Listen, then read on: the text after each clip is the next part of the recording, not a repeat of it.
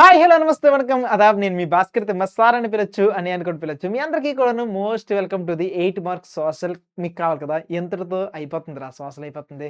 మీ అందరికీ కూడాను miss అయిపోతున్నానని feeling వచ్చేస్తుంది నాలో అయితే.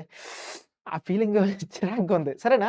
సోషల్‌కి మనకున్న బెస్ట్ బెనిఫిట్ ఏంటంటే లెసన్స్ చాయిస్ ఉంటాయి అబ్బా! ఇప్పుడు జాగ్రఫీ తీసుకో. జాగ్రఫీలో అయితే నువ్వు వాటర్ రిసోర్స్ అని నేర్చుకోవచ్చు, అగ్రికల్చర్ అని తీసుకోవచ్చు.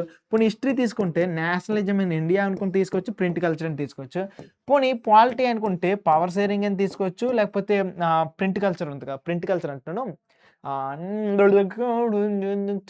ఔట్‌కమ్స్ ఆఫ్ డెమోక్రసీనా? దీంట్లో నుండి వస్తాయా? పవర్ షేరింగ్ ఒకటి, పొలిటికల్ పార్టీస్. యెస్.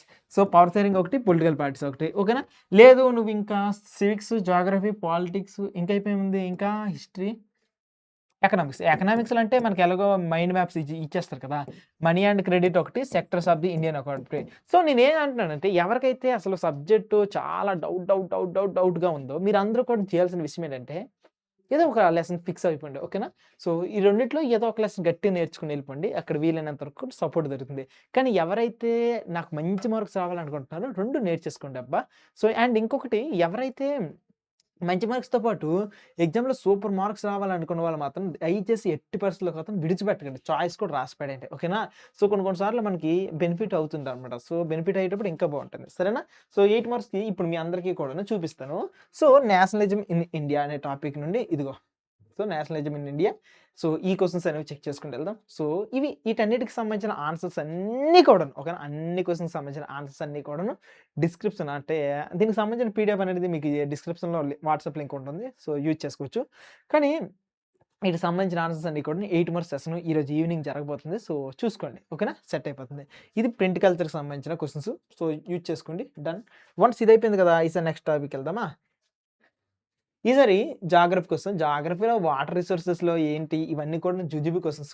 కొన్ని వందల సార్లు, కొన్ని టన్నుల సార్లు నేర్చుకున్నట్టు. నెక్స్ట్ అగ్రికల్చర్ ఉంది కదా! అగ్రికల్చర్‌లో ఈ టాపిక్స్. ఇవి కూడా కొన్ని టన్నుల సార్లు ఇప్పటి వరకు నేర్చుకున్నాం.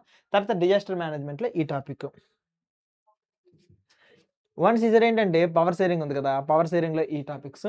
ఓకేనా? దాని తర్వాత జెండర్, రిలిజియన్, క్యాస్ట్ ఉంది కదా! సో, జెండర్, రిలిజియన్ అని రాదు. కానీ పొలిటికల్ పార్టీస్ నుండి వస్తాయి. సో, ఎందుకులే. సో, అలా 4 మార్క్స్‌కింకెళ్ళిపోతది. నేర్చుకోండి. ఓకేనా? డన్.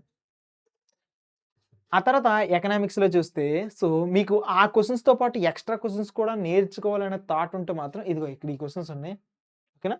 అండ్ మనీ అండ్ క్రెడిట్‌కి సంబంధించి ఇదిగో ఈ క్వెషన్స్ మాత్రం ఎక్స్‌ట్రా క్వెషన్స్ వీటిని నేర్చుకుంటే చాలా మంచిది. ఓకేనా? డన్.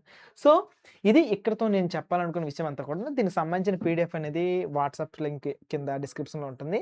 అండ్ 8 మార్క్స్‌కి లైవ్ సెషన్ ఉంటది. దాంట్లో దుమ్ము దులిపేద్దాం. సరేనా? బాయ్.